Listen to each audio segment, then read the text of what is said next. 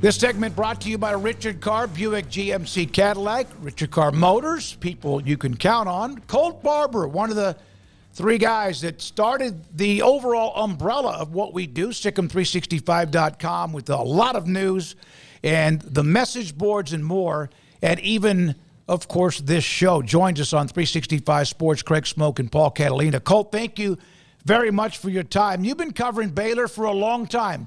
How would you describe what they've been on for the last 2, 3, or 4 weeks when it comes to recruiting? Yeah, I mean, Smoke, like you said, I've been doing this for really 15 years in depth. I've followed Baylor football a lot longer than that. And you look at the guys that they're signing, and you guys are right in the middle of when Art Briles was there and some of the classes that he was bringing in. And I don't know that the stretch that they're on right now, and not just in terms of players with offers, but overall rankings. I mean, it's just been incredible. And then considering it's off of a 3-win season, I haven't seen it. It's unprecedented in a lot of ways. I mean, you expect a program like University of Texas, Alabama, or someone like that to have a down year, bounce back with a good recruiting class and just continue to build. But for a program like Baylor, I think it just shows the high-end potential that they have, and they've always had.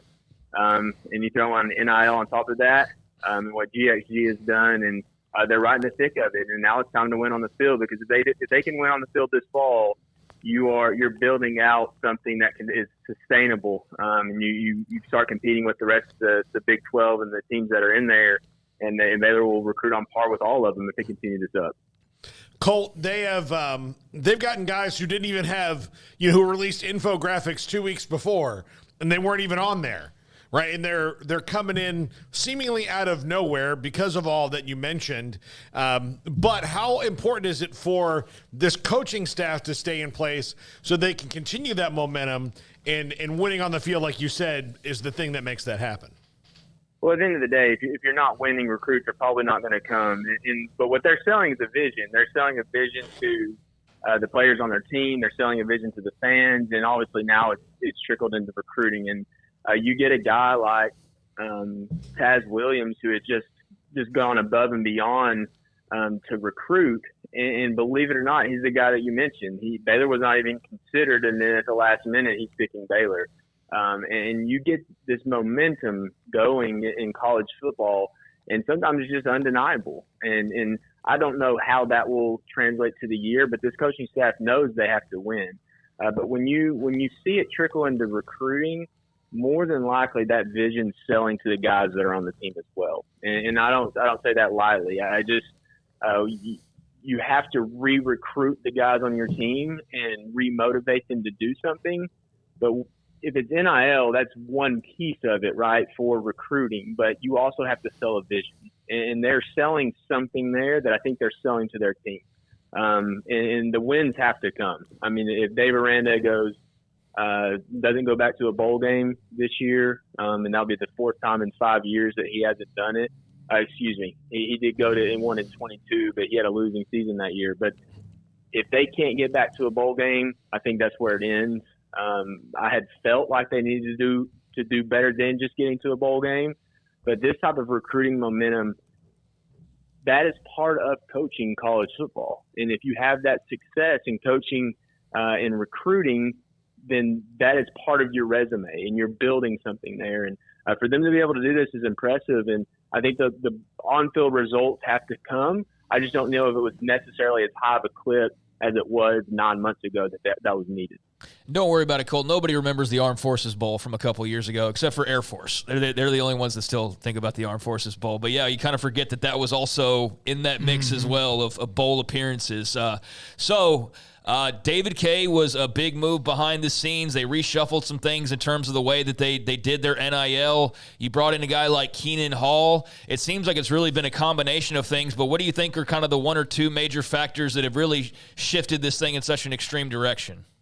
I had a recent conversation, and I was asking about recruiting, the NIL, and I thought it was really fascinating. It was Dave Aranda's willingness to recruit, and not like he wasn't willing to recruit previously, but it's almost like maybe when he became the defensive coordinator again, that light switch flipped a little bit, and he said, "Man, I can get back to recruiting," or whatever it was. And his phone calls are more regular. He's more involved in recruitment now than he was previously. So I think, one, the head coach being able to re-involve himself and stuff is massive. But I think in general, you have a coaching staff that was kind of caged up because the approach that Coach Aranda was going to have.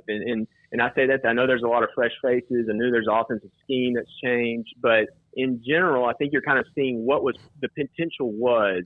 But Coach Aranda's mentality, in a lot of ways, might have been holding them back. And now you see Dallas Baker. I mean, he's all over social media. He's very vocal. He has been that in the past, just in different ways. You see the recruiting staff, they're becoming more vocal. And I think that's the reins loosening a little bit, and Dave Aranda's approach for the program changing a little bit. And they're kind of getting some swagger. I mean, there's coming, little shots going back and forth across the interwebs that we haven't ever seen. And that's good because I think for a program like Baylor, they need that additional motivation, that extra swag that they kind of thrived on when they first started this stretch of the best history of college football for Baylor University. They had that. And I think they have to refine that. They have to rekindle that swagger. And I think it starts with Dave Aranda.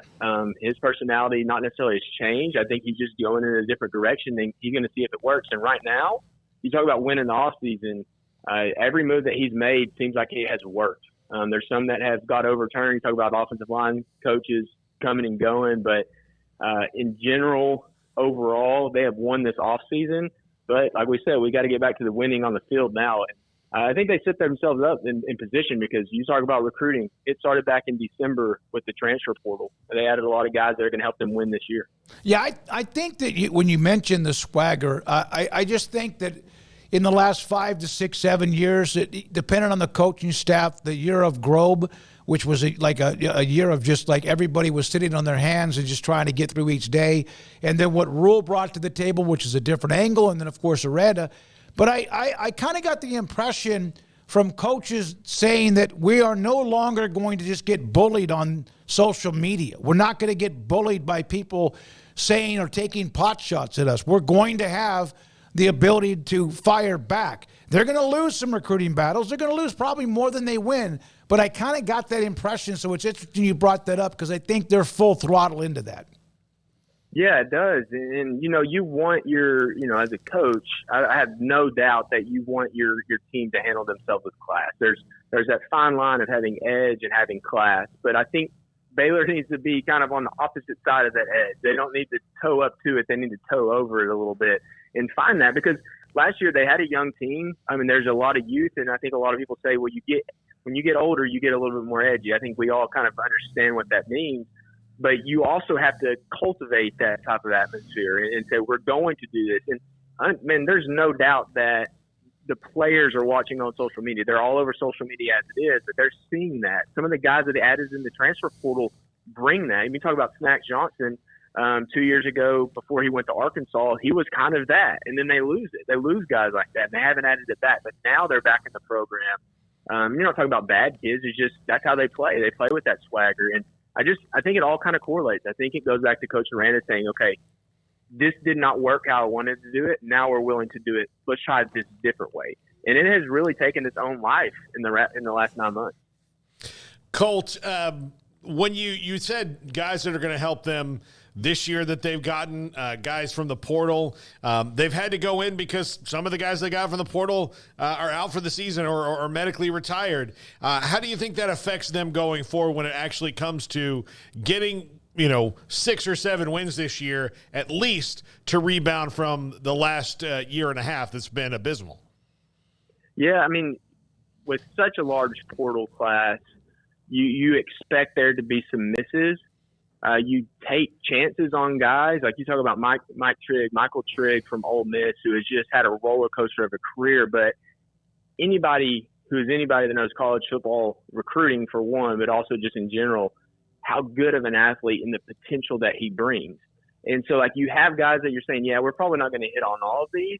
But if we take 4 of them and we hit on one of these guys that kind of bring this different mentality, then you're kind of cooking with grease there. I mean, it's going to take off. And a kid like that, or Steve Linton from Tech, who was at Syracuse before, just a natural pass rusher 2 years ago, last offseason, neither one of those guys are considered. I mean, Snacks Johnson is a great example, and they've had some guys retire.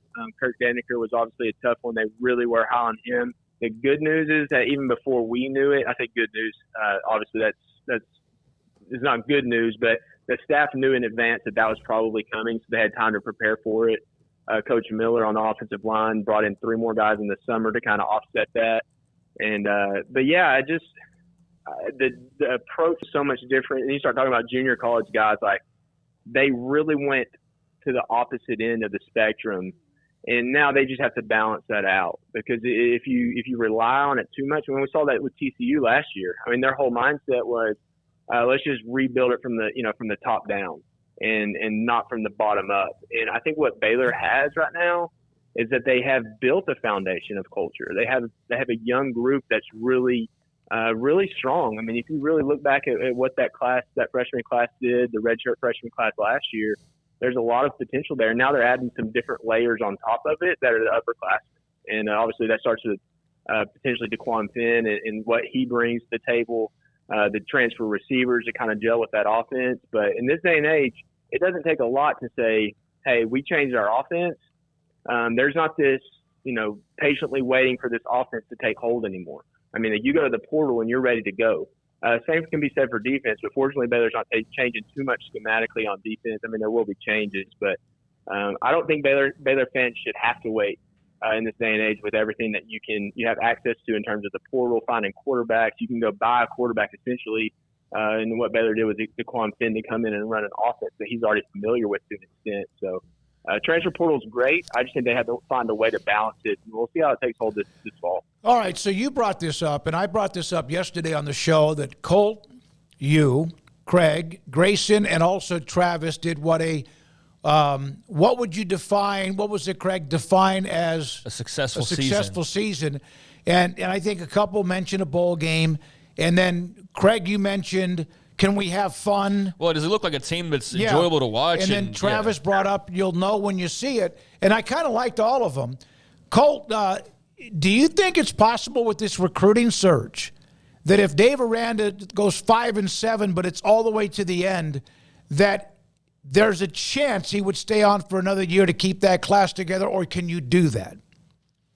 If you truly believe that Dave Aranda is a good football coach that can develop assistant coaching staffs, and the real struggle was top-end talent to make you competitive, then yes.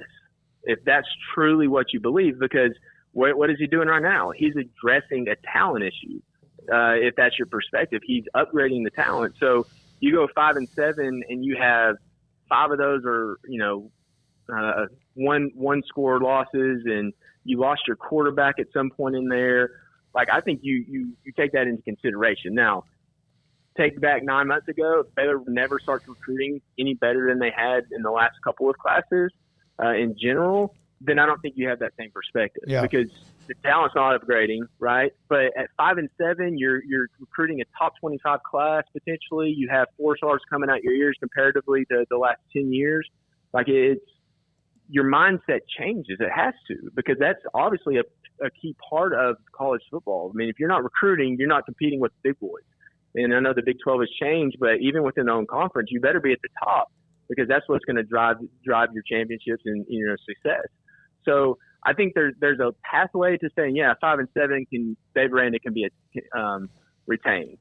I personally don't think that happens, just because I don't see you going 5-7 without there being some ugly losses and some spiraling out of control depending on how the season goes. So I think there's a pathway. I don't think it's realistic, but I'm with Craig, man. I think for a team to have fun, they're probably going to have some success on the field. Last year, there was not a lot of that, so it wasn't very fun. So I think they correlate so much. And I think if this team can find that a little bit of momentum, a little bit of swagger that they can play with early in the season, who knows where it goes. I mean, they have the talent. I truly believe that this team has the talent, especially on offense, to take off and just kind of turn the tables from a year ago where the offense just was in mud the entire season.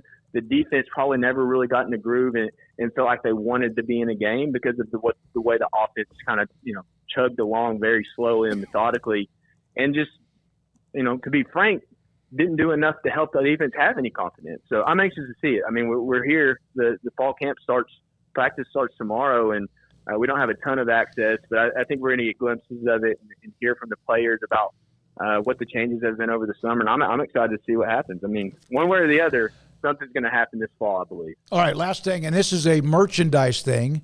Colt, we're going to have slowly but surely here, like sooner rather than later, the in-store merchandise for new hats and stuff available?